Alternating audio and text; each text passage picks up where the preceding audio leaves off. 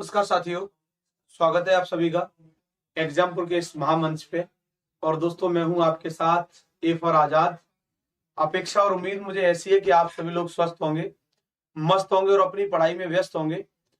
एक बार मुझे कमेंट करके ये बता दीजिए कि क्या आप मेरी आवाज को सुन पा रहे हो, क्या आप मुझे सही से देख पा रहे हो।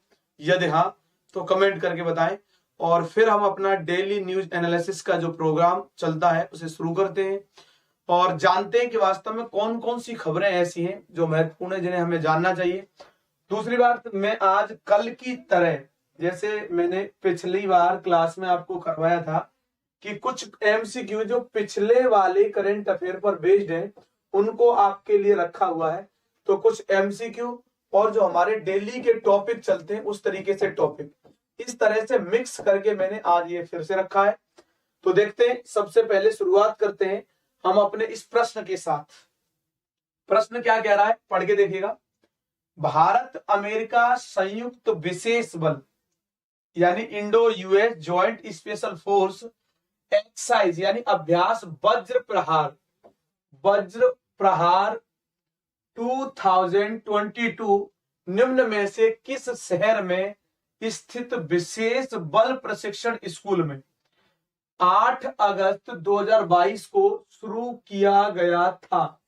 यानी एक स्कूल है, क्या है, स्पेशल फोर्सेस ट्रेनिंग स्कूल है, उसमें ये हुआ है 8 अगस्त को। लेकिन ये स्कूल किस लोकेशन पर है, यानी किस शहर में ये स्कूल बना हुआ है। क्या गांधीनगर में है, क्या पुणे में है, क्या बकलोह में है, या बीकानेर में है। तो आपको इन 4 विकल्पों में से एक उत्तर सुझाना है। तो उत्तर मुझे आप सुझाइएगा, जल्दी कीजिए और उत्तर देने का प्रयास कीजिए। ठीक बात है भाई।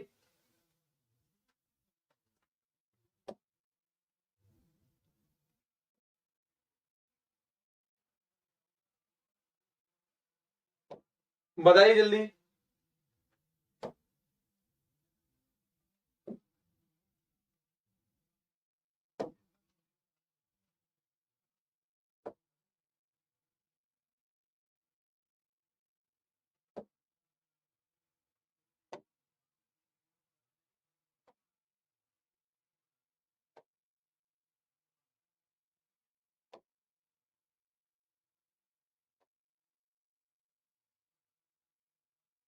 हाँ जी, चलिए, आंसर आपने बताया तो आंसर इसका होगा बकलोह।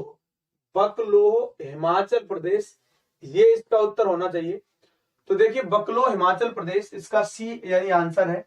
भारत अमेरिका संयुक्त विशेष बल अभ्यास वज्र प्रहार 2022 की शुरुआत बकलो के विशेष बल प्रशिक्षण school SFTS special force training school बकलो हिमाचल प्रदेश में 8 अगस्त 2022 को हुई थी। आप जानते हैं इस संयुक्त अधिवेशन या इस संयुक्त विशेष बल अभ्यास का ये 13वां संस्करण है, यानी ये 13th एडिशन था। ये ध्यान रखिएगा किसका, वज्र प्रहार का। इससे पहले 12 और इनोग्रेट हो चुके हैं, 12 और आयोजित किए जा चुके हैं। तो समझना आपको इसमें यह है कि ये 21 दिनों तक चले इस युद्धाभ्यास में दोनों देशों की सेनाओं ने पारंपरिक और गैर पारंपरिक परिदृश्यों में पहाड़ी इलाकों में आतंकवाद रोधी अभियानों, वायु आधारित अभियानों की एक विशेष श्रृंखला को संयुक्त रूप से प्रशिक्षित, योजना और कार्यान्वित किया। ठीक बात है। अमेरिकी दल का प्रतिनिधित्व अमेरिकी विशेष बलों के पहले विशेष बल समूह SFG और विशेष रणनीति स्क्वाड्रन STS के कर्मियों द्वारा किया गया।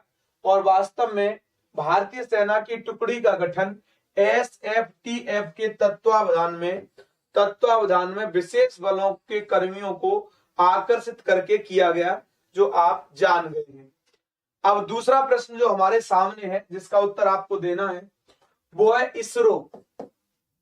ISRO human space flight expo के संदर्भ में निम्नलिखित में से कौन सा कथन गलत है। हमें रॉन्ग स्टेटमेंट चुनना है, ध्यान से पढ़िएगा।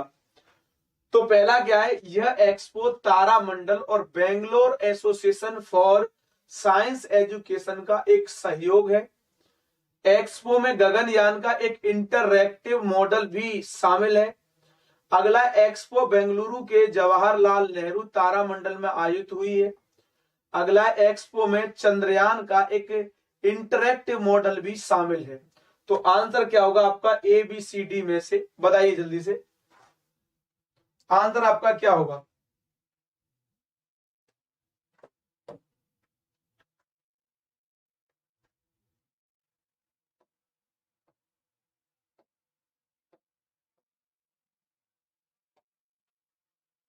चलिए, बहुत बढ़िया, गजब। लेकिन गजब के साथ ये ध्यान रखिएगा कि ये क्लास रिकॉर्डेड क्लास चल रही है ना। लेकिन कमेंट बॉक्स में मैं एक्टिव हूं, कमेंट बॉक्स में मैं देख रहा हूं लगातार कौन क्या कर रहा है, कौन कैसी हरकतें कर रहा है। हाँ, ये जरूर है कि आज की जो करंट अफेयर की क्लास है इसमें टॉपिक सब इंपॉर्टेंट है, तो इसलिए आप इस क्लास को पूरा कीजिए और सेशन को शेयर करते रहिए, लगातार सेशन को शेयर करते रहिए। दिवाली भी मनाइए और सुबह सुबह पढ़ाई भी कर लीजिए। तो इससे होगा क्या, दो चीजें आपके सामने रहेंगी, आपने त्योहार जो था उसको भी एंजॉय किया, दूसरी बात सुबह सुबह में आपने पढ़ाई भी कर ली अपनी, तो ये दोनों काम हो जाएंगे आपके। तो चलिए, बहरहाल तो इसका D is the correct answer. Expo में चंद्रयान का एक इंटरएक्टिव मॉडल भी शामिल है। तो समझते हैं क्या है। इसरो अध्यक्ष एस सोमनाथ ने 20 जुलाई 2022 को मानव अंतरिक्ष उड़ान एक्सपो का उद्घाटन किया। क्या किया? उद्घाटन किया। और एक्सपो बेंगलुरु के जवाहरलाल नेहरू तारामंडल में आयोजित किया गया। ये कहां पर किया गया? जवाहरलाल नेहरू तारामंडल में आयोजित किया गया। ठीक बात है, ये आजादी के अमृत महोत्सव का एक हिस्सा है। एक्सपो तारामंडल और Bangalore association for science education के सहयोग से है। एक्सपो में गगनयान का एक इंटरएक्टिव मॉडल भी शामिल है जिसका नाम गगनयान पहला है ना, भारतीय चालक दल का अंतरिक्ष यान जो जल्द ही लॉन्च होने वाला है। तो ये तो इसका विश्लेषण था। अब हम जो अगला टॉपिक पढ़ रहे हैं, ये टॉपिक अपने आप में बहुत बड़ा टॉपिक है और इस टॉपिक को आप अपना आईआर का जो नोट्स बना हुआ है उस आईआर के नोट्स में भी इसको भारत अफ्रीका संबंध के नाम से लिख लीजिएगा। ठीक है, तो चलिए, एक तो करंट अफेयर का इश्यू डिस्कस होगा, साथ में आईआर का भी आपका पॉइंट ऑफ व्यू अफ्रीका को लेकर के बहुत हद तक क्लियर हो जाएगा। ठीक है, तो स्टार्ट करें। तो समझते हैं, भारत अफ्रीका को लेकर के अभी एक रक्षा वार्ता हुई है। अब रक्षा वार्ता हुई है अर्थात ये चर्चा का विषय क्यों बना है, चर्चा में क्यों है, तो आप जानते हैं दूसरा भारत अफ्रीका रक्षा संवाद, यानी India Africa defence dialogue, India Africa defence dialogue Gujarat के गांधीनगर में डिफेंस एक्सपो 2022 के मौके पर आयोजित किया गया। आप जानते हैं डिफेंस एक्सपो गुजरात के गांधीनगर में चल रहा था। अब गुजरात के गांधीनगर में ही उस डिफेंस एक्सपो के दौरान ही भारत अफ्रीका रक्षा वार्ता भी आयोजित की गई और वास्तव में ये कहां पर? गुजरात के गांधीनगर में ही। अब देखते हैं वास्तव में भारत अफ्रीका रक्षा वार्ता क्या थी, उसमें क्या क्या मामला सामने आया, तो समझ लेते हैं पूरी बात को। तो थीम रक्षा और सुरक्षा सहयोग में तालमेल और सुदृढ़ीकरण के लिए रणनीति अपनाना, ये थीम थी। यानी ये जो वार्ता हुई है इसकी थीम क्या थी? तो रक्षा और सुरक्षा सहयोग में तालमेल सुदृढ़ीकरण के लिए रणनीति अपनाना। ठीक है, अब जब ये वार्ता हुई तो इसका रिजल्ट क्या आया, यानी फाइनल डॉक्यूमेंट, रिजल्ट डॉक्यूमेंट या परिणाम दस्तावेज क्या निकला? तो समझिए गांधीनगर घोषणा को इंडिया अफ्रीका डिफेंस डायलॉग 2022 के परिणाम दस्तावेज के रूप में अपनाया गया है।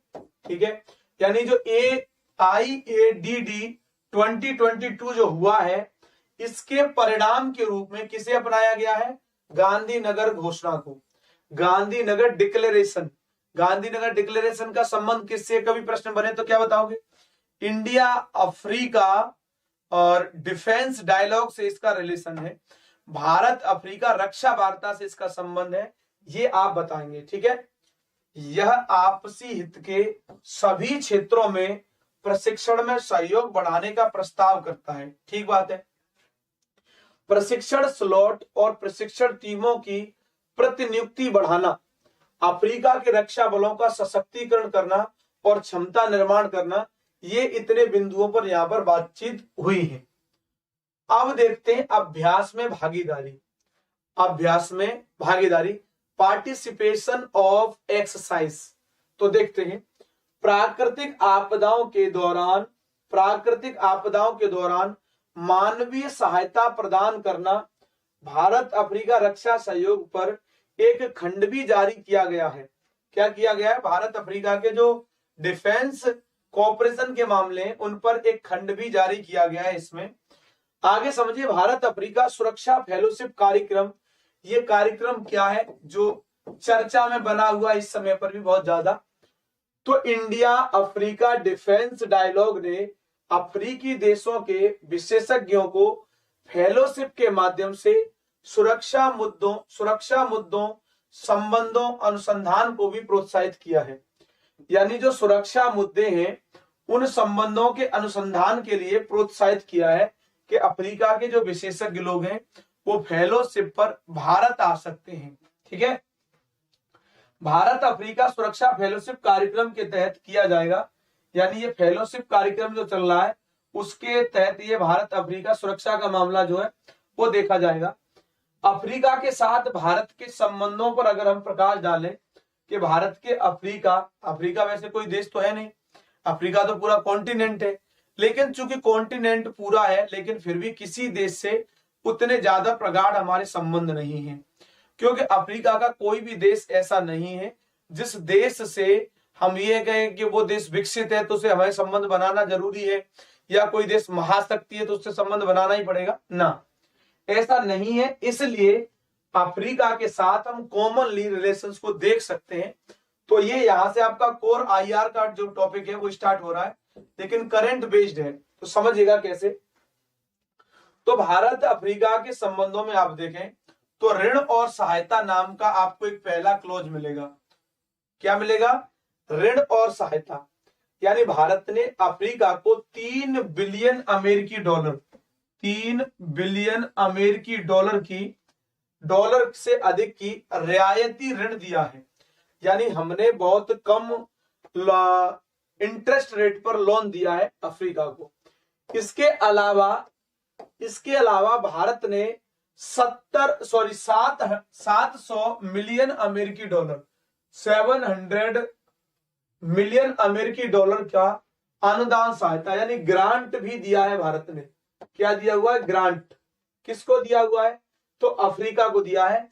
अब ग्रांट वास्तव में ब्याज दर नहीं लिया जाता, ग्रांट का मतलब हमने इनको अनुदान दिया है, दान दिया है।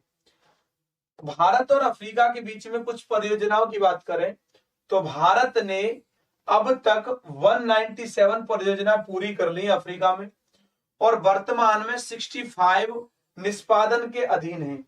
यानी 65 जो है उनका परफॉर्मेंस चल रहा है, उसके अधीन है। 81 पूर्व निष्पादन चरण में है, यानी अपने परफॉर्मेंस के पहले चरण में है 81। एक गाम्बिया नाम का देश है, गाम्बिया में भारत ने नेशनल असेंबली भवन का निर्माण किया है।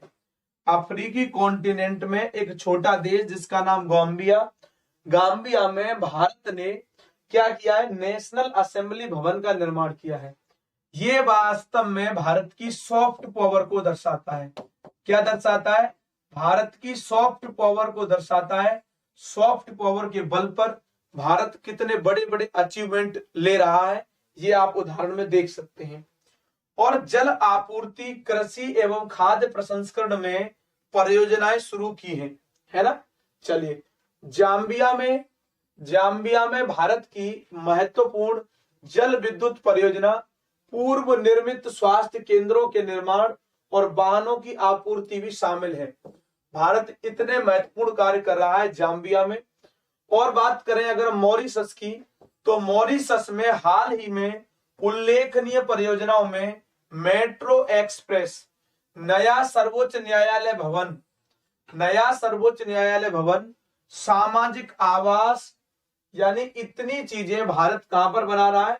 तो ये बना रहा है मॉरिशस में। नामीबिया में आईटी हेतु एक नया उत्कृष्टता केंद्र अभी चालू हुआ है। देखिए जाम्बिया में आपने देखा भारत ने क्या किया है, अफ्रीकी देश जाम्बिया। आपने देखा मॉरिशस में क्या किया भारत ने, आपने देखा नामीबिया में भारत ने क्या किया है। तो ये वास्तव में भारत की सॉफ्ट नीति को दर्शाते हैं। भारत वास्तव में सॉफ्ट नीति के बेसिस पर कितने देशों से संबंध अपने बना रहा है या प्रगाढ़ कर रहा है, ठीक है। जबकि दक्षिणी सूडान में भारत प्रशिक्षण और शिक्षा पर ध्यान दे रहा है। दक्षिणी जो सूडान है, सूडान और दक्षिणी सूडान ये दो देश है अलग अलग। तो वास्तव में यहाँ पर प्रशिक्षण यानी ट्रेनिंग और एजुकेशन दोनों पर भारत बहुत ध्यान दे रहा है। कोविड-19 के दौर में भारत ने सहायता क्या की थी तो उसको समझिएगा, क्योंकि मैंने आपको पहले ही बता दिया था कि ये जो मैं आईआर पढ़ा रहा हूं ये करंट से अपडेटेड है।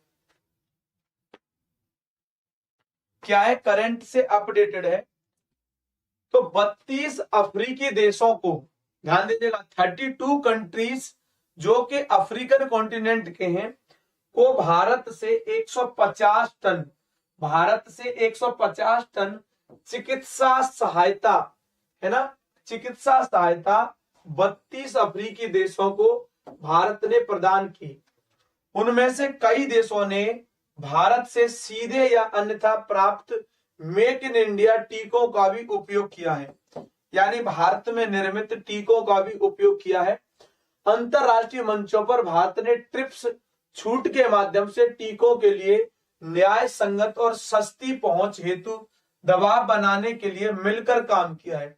ट्रिप्स का आशय क्या है, ये अभी के लिए इतना जान लीजिए, WTO का एक कानून है ट्रिप्स, है ना, ट्रेड रिलेटेड है। हाँ ठीक है, हाँ जी। अब बात करते हैं मानव संसाधन पर, ह्यूमन रिसोर्स पर। तो ह्यूमन रिसोर्स के लेवल पर हमारा क्या मसला है समझते हैं। तो भारत ने वर्ष 2015 में भारत अफ्रीका फोरम शिखर सम्मेलन यानी IAFS थर्ड के दौरान 50,000 छात्रवृत्तियों की घोषणा की, जिसमें 32,000 से अधिक छात्रवृत्ति स्लॉट का पहले ही उपयोग किया जा चुका है। यानी वास्तव में भारत अफ्रीका फोरम शिखर सम्मेलन का जो आयोजन हो रहा था 2015 में, तब 5,000 छात्रवृत्तियों की घोषणा की थी भारत ने। भागीदारों को उच्च गुणवत्ता वाली आभासी शिक्षा और चिकित्सा सेवाएं प्रदान करने के लिए ई विद्या भारती तथा ई आरोग्य भारती नेटवर्क को क्रमशः टेली एजुकेशन एवं टेली मेडिसिन के लिए 2019 में लॉन्च किया गया था। ध्यान दीजिएगा, ये प्रश्न कभी पूछा जा सकता है। तो ई विद्या भारती ये क्यों है? तो ये टेली एजुकेशन के लिए, दूरस्थ शिक्षा, मैं बैठा हूं यहां पर और मुझसे पढ़ने वाले अफ्रीका में पढ़ रहे हैं। एक और है ई आरोग्य भारती, ई आरोग्य भारती। तो ये ई आरोग्य भारती क्या है? तो ये भी वास्तव में टेली मेडिसिन यानी दूरस्थ चिकित्सा। मैं यहां पर बैठा हूं और अफ्रीका में लोगों के इलाज के संदर्भ में इंस्ट्रक्शन दे रहा हूं, निर्देश दे रहा हूं डॉक्टर्स को या जो भी वहां के स्वास्थ्य विभाग से जुड़े हुए लोग हैं उन्हें। ठीक है, चलिए अब राहत एवं सहायता की बात करें कि भारत और अफ्रीका के लेवल पर क्या क्या राहत और सहायता कार्यक्रम चलाए गए हैं। तो आपको याद होगा, मैंने आपको पढ़ाया था 2019 में चक्रवात एक आया था इदाई। चक्रवात इदाई से प्रभावित मोजाम्बिक जो कि आप देखते हैं अफ्रीका के पूर्वी दिशा में मोजाम्बिक द्वीप समूह। तो इदाई नाम का चक्रवात आया था, यहां पर साइक्लोन आया था 2019 में। मोजाम्बिक की सहायता के लिए ऑपरेशन सहायता भारत ने प्रदान की थी। और जनवरी 2020 में मेडागास्कर और मेडागास्कर के समीपवर्ती द्वीपों में बाढ़ आ गई थी दोस्तों, तो बाढ़ पीड़ितों को राहत प्रदान करने के लिए ऑपरेशन वनीला चलाया गया था। इस बात को भी मैं आप लोगों को बता चुका हूं कई मर्तबा, ऑपरेशन वनीला। वास्तव में वनीला नाम क्यों दिया गया है, क्योंकि मेडागास्कर और मेडागास्कर के समीपवर्ती जो द्वीप हैं, इन सबको वनीला द्वीप समूह के नाम से जाना जाता है, इसलिए ऑपरेशन का नाम था वनीला ऑपरेशन। ठीक है, वहां पर बाक्सियो जहाज की ग्राउंडिंग के कारण तेल रिसाव को रोकने में मॉरिशस को भी सहायता की है हमने, है ना। अब बात करते हैं एनर्जी के लेवल पर, ऊर्जा महत्वपूर्ण मुद्दा है। तो अंतरराष्ट्रीय सौर गठबंधन, इंटरनेशनल सोलर अलायंस एक उल्लेखनीय मंच है, और इस मंच के संदर्भ में भारत की भूमिका बहुत अहम है। आप जानते हैं इंटरनेशनल सोलर अलायंस का हेडक्वार्टर भारत के गुरुग्राम में है। कहां पर है? गुरुग्राम। ये पहले गुड़गांव हुआ करता था, अब जो है गुरुजी ने इसका नाम बदल के गुरुग्राम कर दिया है। तो वास्तव में इंटरनेशनल सोलर अलायंस एक उल्लेखनीय मंच है जिसने स्वच्छ ऊर्जा प्रौद्योगिकी यानी क्लीन एनर्जी टेक्नोलॉजी के तीव्र विकास, फास्ट डेवलपमेंट को बढ़ावा दिया है। और इसके बाद सौर एवं नवीकरणीय ऊर्जा यानी सोलर एंड रिन्यूएबल एनर्जी को और बढ़ावा देने के लिए one sun one world one grid, आप जानते हैं ISA में one sun one world one grid नाम की जो पहल है वो शुरू की गई है ना, आप जानते हैं। हाल के वर्षों में भारत अफ्रीका में विकास कार्यक्रमों के साथ साथ तीसरे विश्व के देशों के सहयोग कार्यक्रमों में भी प्रमुख भागीदार रहा है। आपने IR की क्लास अगर मेरी देखी है तो मैंने वहां पर थर्ड वर्ल्ड का कंसेप्ट आपको पढ़ाया है। Third world, in third world के देशों को तीसरी दुनिया भी कहते हैं। क्या कहते हैं? तीसरी दुनिया, तीसरी दुनिया कहते हैं या तीसरा विश्व भी कहते हैं। तीसरा विश्व, जिन्होंने IR पढ़ा है वो जानते होंगे तीसरी दुनिया।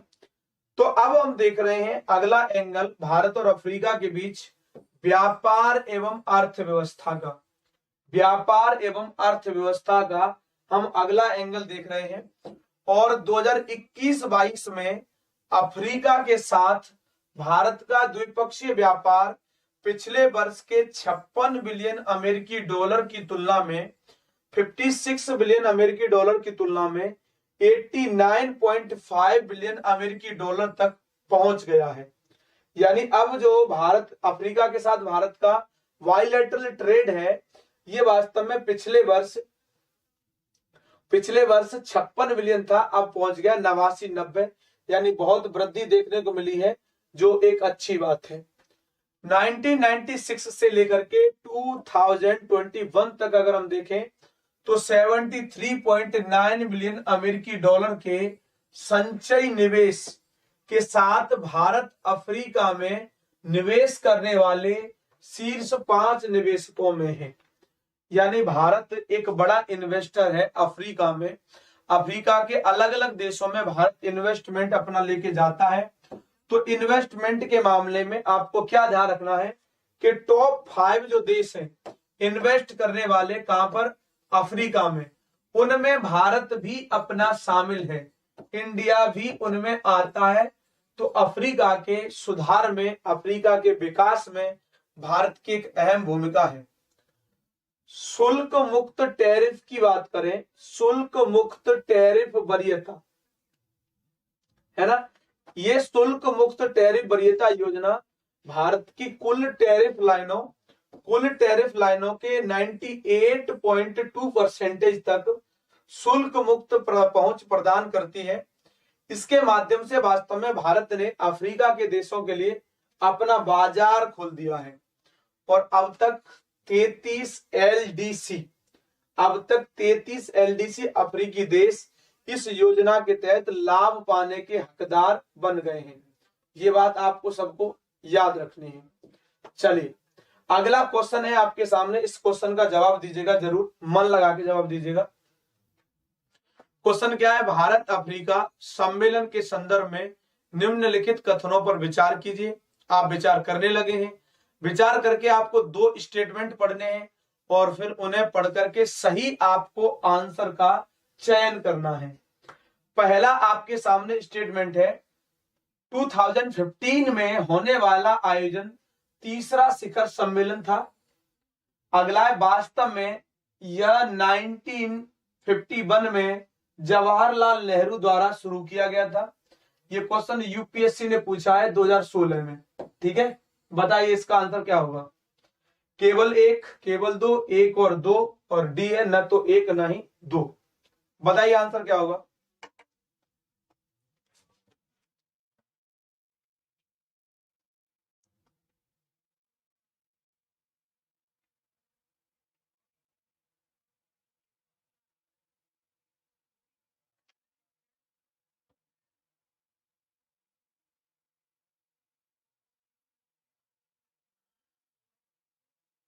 चलिए, तो इसमें केवल 1 जो है वो सही आंसर होगा। केवल 1। समझिएगा क्यों सही होगा, क्योंकि भारत अफ्रीका शिखर सम्मेलन भारत और अफ्रीकी देशों के बीच संबंधों को फिर से शुरू करने के लिए एक मंच है। कौन? भारत अफ्रीका शिखर सम्मेलन, यानी भारत और अफ्रीका के जो देश हैं उनके बीच में संबंधों की पुनर्बहाली के लिए एक प्लेटफॉर्म है, ऐसे मानिए आप। इसकी शुरुआत किसकी? भारत अफ्रीका शिखर सम्मेलन की शुरुआत 2008 में नई दिल्ली में हुई थी। तब से शिखर सम्मेलन प्रत्येक 3 वर्ष पर बारी बारी से, यानी 3 वर्ष के अंतराल पर यह सम्मेलन बारी बारी से आयोजित होता है और भारत और अफ्रीका में आयोजित किया जाता है। अतः कथन 2 जो है वो सही नहीं है, आप जान गए। दूसरा शिखर सम्मेलन 2011 में अदिस अबाबा में आयोजित किया गया था, ये बात एकदम सही है जो आप जान गए हैं। तीसरा शिखर सम्मेलन 2014 में होने वाला था, लेकिन इबोला जो वायरस आ गया था इसके कारण ये नहीं हो पाया, अर्थात स्थगित कर दिया गया, तथा अक्टूबर 2015 में नई दिल्ली में यह आयोजित हुआ। अतः कथन 1 जो है वो बिल्कुल सही है। तो पहला वाला कथन सही है, दूसरा वाला गलत है, इसलिए आंसर क्या हो जाएगा? ए हो जाएगा। ठीक बात है। चलिए, अगला जो टॉपिक है हमारा डिस्कशन का उसको समझिएगा। अगला टॉपिक डिस्कशन का जो है वो एक भारत श्रेष्ठ भारत।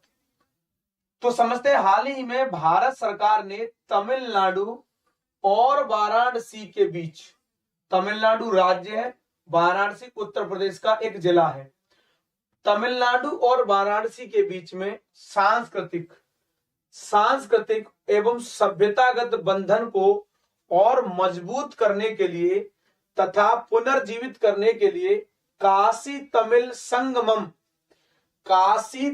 संगमम नामक 1 महीने तक चलने वाले कार्यक्रम की घोषणा की है। वेरी इंपॉर्टेंट क्वेश्चन, और ये खास करके इंपॉर्टेंट है आपके यूपीपीसीएस के लिए। यूपीपीसीएस के लिए ये क्वेश्चन आपका बहुत महत्वपूर्ण है, समझिएगा।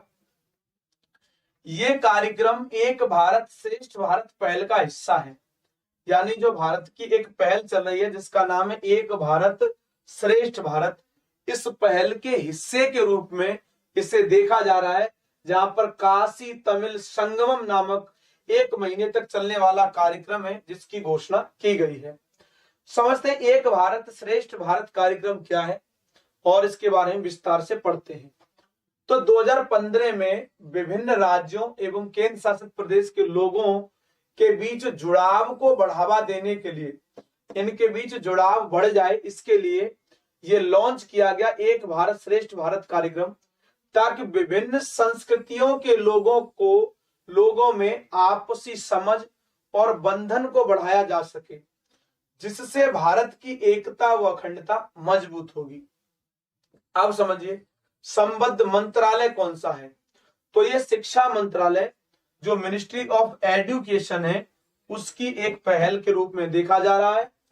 योजना के तहत गतिविधियां देश के प्रत्येक राज्य और केंद्र शासित प्रदेश की एक समयावधि के लिए दूसरे राज्य केंद्र शासित प्रदेश के साथ जोड़ा जाएगा, और जिसके दौरान वे भाषा, साहित्य, व्यंजन, त्योहारों, सांस्कृतिक कार्यक्रमों, पर्यटन, आदि क्षेत्रों में एक दूसरे के साथ विचारों का आदान प्रदान करेंगे।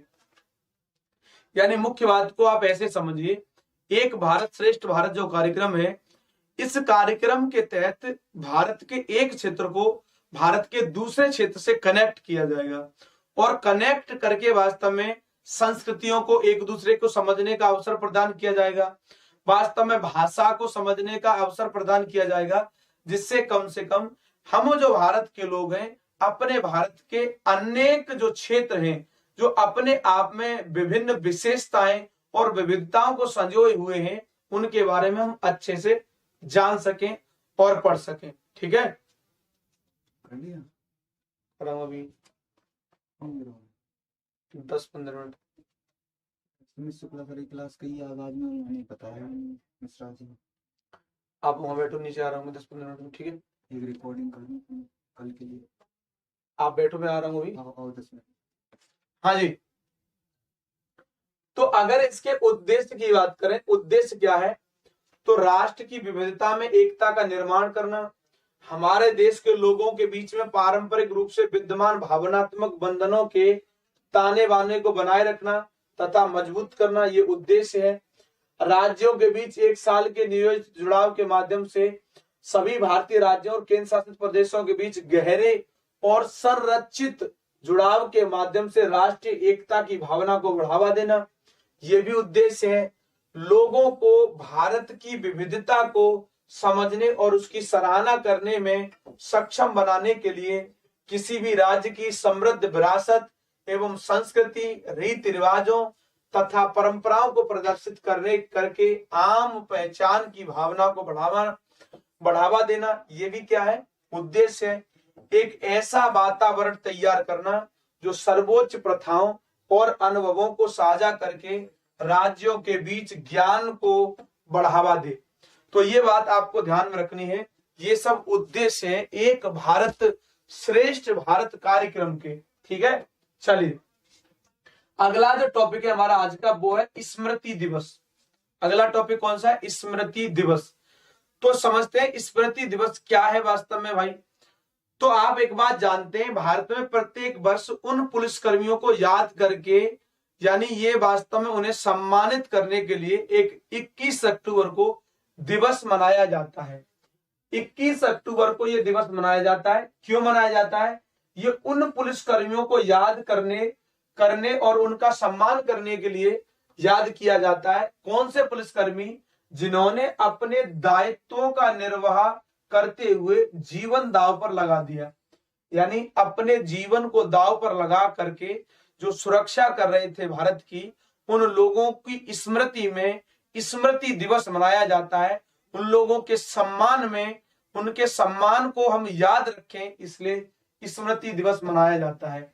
ध्यातव्य है कि यह दिवस 1959 में हुई एक घटना की याद में मनाया जाता है, जब लद्दाख में, यानी 1959 में जम्मू कश्मीर का लद्दाख में चीन की सेना द्वारा किए गए हमले में 10 पुलिसकर्मियों की मृत्यु हो गई थी। तो 10 पुलिसकर्मी वे और अनेक जो पुलिसकर्मी हमारे सुरक्षा करते हुए शहीद हुए हैं, उनकी स्मृति में ये स्मृति दिवस मनाया जाता है, जो आपको याद रखना है। तभी से प्रत्येक वर्ष 21 अक्टूबर को शहीद पुलिसकर्मियों के सम्मान में स्मृति दिवस मनाया जाता है। और 2018 में पुलिस स्मृति दिवस के अवसर पर प्रधानमंत्री नरेंद्र मोदी ने नई दिल्ली में भारत के पहले राष्ट्रीय पुलिस स्मारक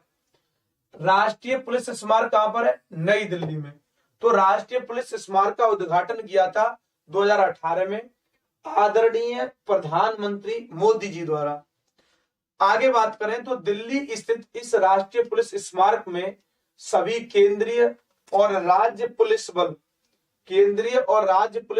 के 34,844 यानी 34,844 पुलिस कर्मियों को याद किया गया, जिन्होंने 1947 के बाद से ड्यूटी पर रहते हुए अपनी जानें गंवाई। ठीक बात है। अब जो अगला हमारा टॉपिक है डिस्कशन का, वो टॉपिक है AFC Asia cup 2023। Important topic है ये भी। तो भारत ने कतर में होने वाले AFC एशिया कप 2023 के लिए क्वालिफाई कर लिया है। यानी भारत और सऊदी अरब ने एशिया फुटबॉल महासंघ, जिसको आप AFC के नाम से जान रहे थे, एशियन फुटबॉल कॉन्फेडरेशन के तहत आयोजित होने वाले एशिया कप के वर्ष 2027 संस्करण की मेजबानी की मांग की है। किसने? भारत और सऊदी अरब ने। AFC के तहत आयोजित होने वाला जो एशिया कप है 2027 का संस्करण, उसकी हमको मेजबानी दे दीजिए भाई। चलिए समझते हैं। वर्तमान चैंपियन कौन है? तो कतर है। फिलहाल में चैंपियन कौन है? कतर। 2027 की AFC एशिया कप की मेजबानी करने का इच्छुक था, लेकिन उसे 2023 का संस्करण के लिए मेजबान घोषित किया गया है। यानी जो कतर है ये वास्तव में इच्छा जता रहा था कि हमें 2027 में दे दिया जाए, लेकिन कतर को दे दिया 2023 में। तो जो 2023 में आयोजन होगा वो होगा कतर में। एशियाई फुटबॉल महासंघ या एशियन फुटबॉल कॉन्फेडरेशन एशिया की फुटबॉल गवर्निंग बॉडी है।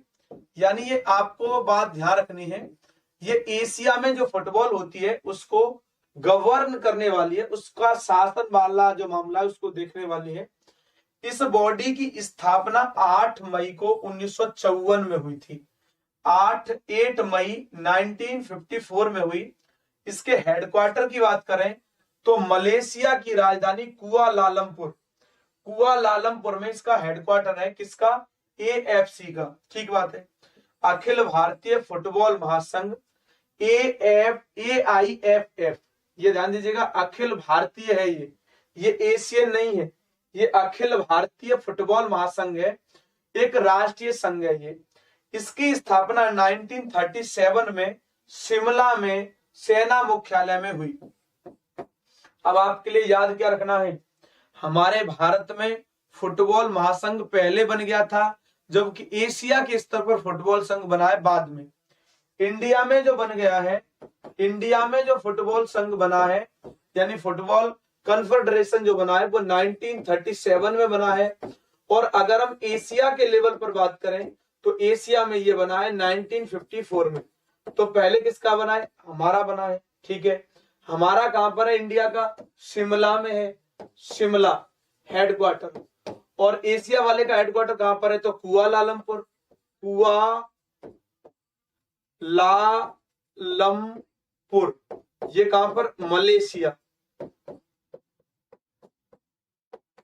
ठीक है, चलिए। एक महासंघ के रूप में ये देश भर में फुटबॉल प्रतियोगिताओं का आयोजन करता है। और AIFF है ना, ऑल इंडिया फुटबॉल फेडरेशन, एशियाई फुटबॉल महासंघ AFC के संस्थापक सदस्यों में से एक है जो एशिया में फुटबॉल का प्रबंधन करता है। जाहिर सी बात है, AFII जो है एशिया फुटबॉल, AFII ये पहले स्थापित हुआ है। तो जब एशिया फुटबॉल महासंघ की स्थापना हुई होगी तो इसके संस्थापकों में ये शामिल होगा, क्योंकि वो पहले से है। तो ये बात आप जान गए हैं। और बात करते हैं अगले टॉपिक पर, विश्व आयोडीन अल्पता दिवस। अगला जो टॉपिक है विश्व आयोडीन अल्पता दिवस, इसके बारे में जानते हैं, समझते हैं।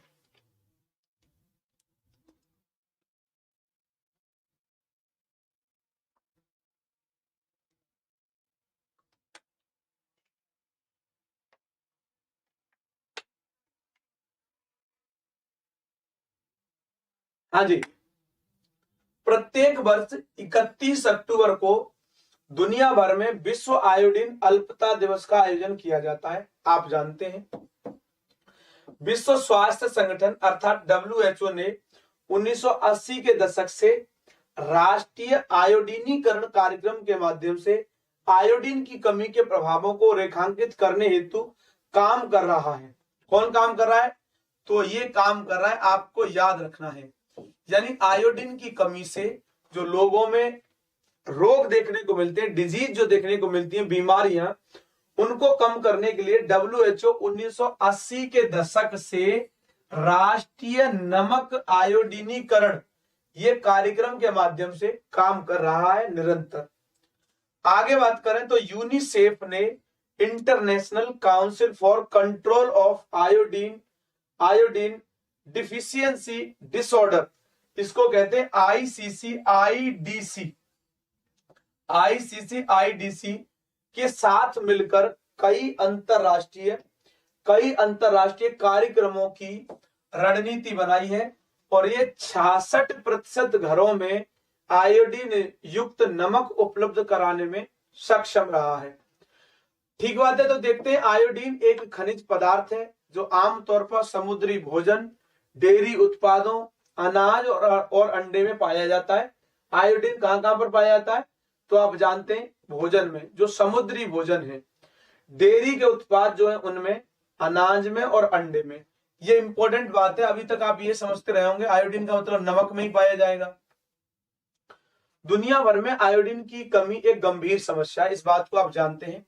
अगर हम बात करें ग्लोबल लेवल पर, तो 2 बिलियन जो लोग हैं वो आयोडीन की कमी से होने वाली बीमारियों के खतरे में हैं। यानी विश्व के स्तर पर 2 बिलियन लोग आयोडीन की कमी से होने वाली बीमारियों से ग्रसित हैं। जैसे आप जानते हैं, किसी को घेंगा रोग हो गया है, किसी को गले की और कोई प्रॉब्लम हो गई है, तो ये सब आयोडीन की कमी से हो रहे हैं। आयोडीन की कमी को रोकने के लिए इसे घरेलू नमक में मिलाया जाता है और भारत में 1992 में मानव उपभोग के लिए आयोडीन युक्त नमक को अनिवार्य किया गया था। इस अनिवार्यता को वर्ष 2000 में थोड़ी ढील दी गई, परंतु 2005 में इसे फिर से लागू कर दिया गया। ये आपके लिए बहुत इंपॉर्टेंट सेगमेंट है, तो आप इसको याद रखेंगे, है ना। चलिए, आपके सामने प्रश्न है, इस प्रश्न का जवाब दीजिए। 3 नंबर प्रश्न है, भारतीय नौसेना के किस जहाज ने जुलाई 2022 में फ्रांसीसी नौसेना के साथ मैरीटाइम पार्टनरशिप एक्सरसाइज यानी MPX में भाग लिया है? भारत की नौसेना ने फ्रांस की नौसेना के साथ, तो बताइएगा भारत का कौन सा है वो? INS fashion, INS Kamorta, INS Satpura, INS Tarkash. Answer कीजिए, आंसर कीजिए।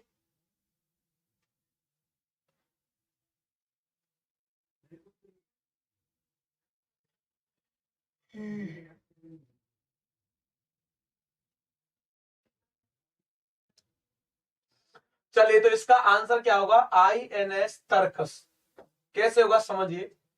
भारतीय नौसेना के INS तरकस ने 29-30 जुलाई 2022 को उत्तरी अटलांटिक महासागर में फ्रांसीसी नौसेना के साथ मैरीटाइम पार्टनरशिप एक्सरसाइज में भाग लिया।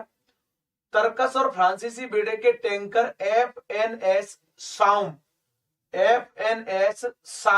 ध्यान दीजिएगा, साउम के बीच समुद्र में तेल आपूर्ति अभ्यास किए गए। ठीक है। इसके बाद फाल्कन 50 मैरीटाइम टोही विमान के साथ एक संयुक्त हवाई अभ्यास किया गया। इस दौरान आर्टिफिशियल मिसाइलों से एयर डिफेंस एक्सरसाइज और युद्धाभ्यास किया गया। वास्तव में INS तरकस भारतीय नौसेना द्वारा ऑर्डर किए गए तलवार श्रेणी के फ्रीगेट के दूसरे बैच का हिस्सा है। अगला क्वेश्चन देखिए आप, INS सिंधुराज की सेवा मुक्ति के संबंध में निम्नलिखित कथनों पर विचार कीजिए। पहला स्टेटमेंट क्या है? INS सिंधुराज को 25 वर्षों की राष्ट्र की शानदार सेवा के बाद सेवा मुक्त किया गया है। अगला, ये एक रूसी निर्मित सिंधु घोष श्रेणी की पनडुब्बी है। अगला, यह एकमात्र पनडुब्बी है जिसे प्रधानमंत्री अटल बिहारी वाजपेयी द्वारा नवाचार के लिए CNS रोलिंग ट्रॉफी से सम्मानित किया गया था। तो ये ऑप्शन है A, B, केवल C या सभी। अंग्रेजी वाले यहां पढ़ लेंगे, लेकिन आंसर करेंगे सब लोग।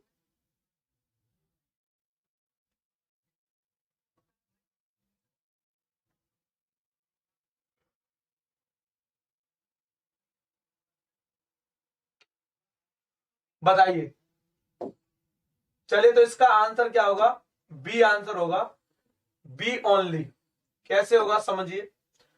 तो आईएनएस सिंधु को 17 जुलाई 2022 को, आईएनएस सिंधु ध्वज इसे 17 जुलाई 2022 को राष्ट्र की 35 वर्षों की शानदार, नॉट 25, 35 वर्षों की शानदार सेवा के बाद सेवा मुक्त कर दिया गया। आप जानते हैं ये एक रूसी निर्मित सिंधु घोष श्रेणी की पनडुब्बी है। ठीक बात है, रूसी निर्मित सिंधु घोष श्रेणी की पनडुब्बी है ना। अगली बात, ये एकमात्र पनडुब्बी है जिसे प्रधानमंत्री मोदी जी द्वारा नवाचार के लिए सीएनएस रोलिंग ट्रॉफी जो है प्रदान की गई। इसे 1987 में 1987 में नौसेना में शामिल किया गया था। ये 1986 यानी 1986 और 2000 के बीच रूस से हासिल की गई 10 किलो क्लास पनडुब्बियों में से एक है। ठीक है, तो आप जान गए हैं। चलिए अगला देखते क्वेश्चन, 5वां क्वेश्चन, और ये क्वेश्चन अंतिम होगा, बताइएगा जल्दी इसका आंसर। 28 जून 2022 को लॉन्च किए गए डाक कर्मयोगी पोर्टल, मोस्ट इंपोर्टेंट क्वेश्चन है यहां पर, मोस्ट इंपोर्टेंट क्वेश्चन मार्क कर लीजिए, मोस्ट इंपोर्टेंट। यानी 28 जून 2022 को लॉन्च किए गए डाक कर्मयोगी पोर्टल के संदर्भ में निम्नलिखित कथनों पर विचार कीजिए। आप विचार करने लगे हैं। ये डाक विभाग का एक ई लर्निंग पोर्टल है। दूसरी बात, इसका उद्देश्य ग्रामीण डाक सेवाओं की योग्यता को बढ़ाना है। उपरोक्त कथनों में से कौन सा या से सही है? केवल एक, केवल बी, या दोनों, इनमें से कोई नहीं? बताइए आंसर, आंसर बताइए। What is the correct answer?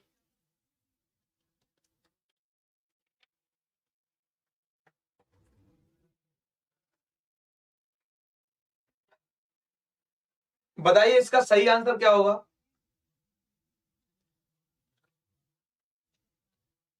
आ रहा हूं।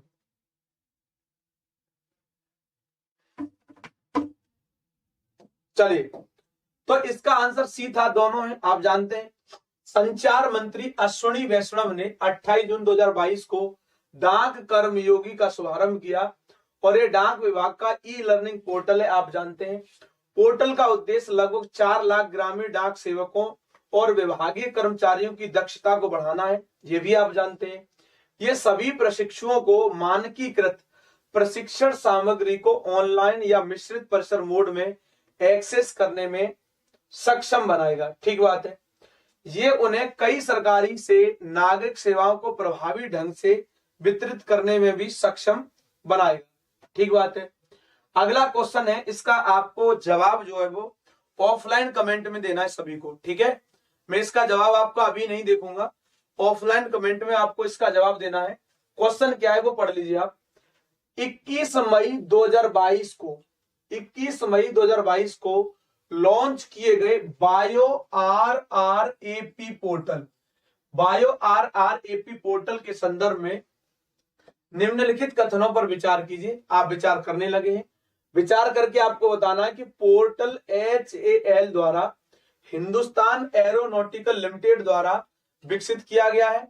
यह देश में जैविक अनुसंधान और विकास गतिविधियों के लिए आवश्यक विनियामक अनुमोदन की मांग करने वाले सभी लोगों को पूरा करता है। अगला, यह विज्ञान की आसानी और व्यापार की आसानी को एक महत्वपूर्ण बढ़ावा देगा। तो उपरोक्त कथनों में से कौन सा या कौन से कथन सही है? ए, बी, ए, सी, बी, सी या ये सभी? तो ये था आज का आपका कार्यक्रम जिसमें आप और हम जुड़े और हमने देखा वास्तव में अपना त्योहार मनाने के साथ थोड़ी बहुत पढ़ाई करना भी जरूरी है, जो हमने की। अपेक्षा यह है कि आप सभी लोग इस प्रश्न का उत्तर मुझे ऑफलाइन कमेंट करके देंगे। और हाँ, आपको कैसा लगा सेशन, कोई दिक्कत तो नहीं आई, ये मुझे जरूर बताइएगा। वैसे मैंने कोशिश की कि आपको दिक्कत ज्यादा ना हो। ठीक है, फिर भी आप जानते हैं रिकॉर्डेड होता है, लाइव भी होता है। तो आप अपना ख्याल रखिए, अपनों का ख्याल रखिए। अच्छे से दिवाली का जो त्योहार है इसे इनोग्रेट कीजिए। तो मेरी तरफ से आप सभी को दिवाली की बहुत सारी शुभकामनाएं। गोवर्धन पूजा की बहुत सारी शुभकामनाएं और आपको भाई दूज की भी विशेष अनंत और असीमित शुभकामनाएं। तो अपना ख्याल रखिए, एंजॉय करिए।